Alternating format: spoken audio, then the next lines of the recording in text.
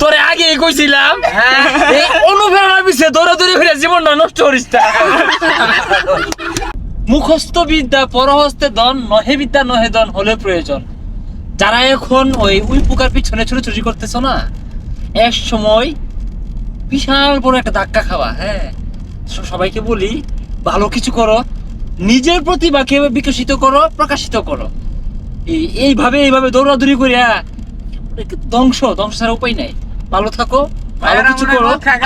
আচ্ছা না না, ঘরে ঘরে যে এখন কন্টেন্ট কি ওটা বিশেষ করে শেরপুরে, হ্যাঁ এটা একটু নিয়ন্ত্রণ কি করা যায়? এইটা নিয়ন্ত্রণের জন্য বিল্লাল ভাইয়ের ধরনের কিছু লোক এদেরকে বন্দি করা দরকার। বিল্লাল ভাই না, এইটাকে নিয়ন্ত্রণ রাখার জন্য বিল্লাল ভাইয়ের ধরনের কিছু লোক বন্দি করা দরকার। তাহলে নিয়ন্ত্রণ হবে না, তাহলে হবে না।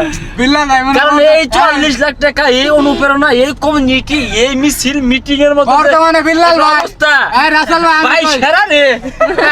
এই এলোমেলো এই প্ল্যাটফর্মটা নষ্ট করার লাগে ভাই সেরা রে।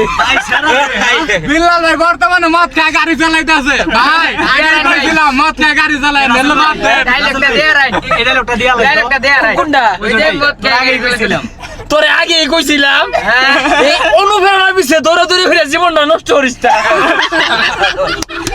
ভাইরাল রাসেল ভাই, ভাইরাল এটা। ঠিক আছে, রাখো।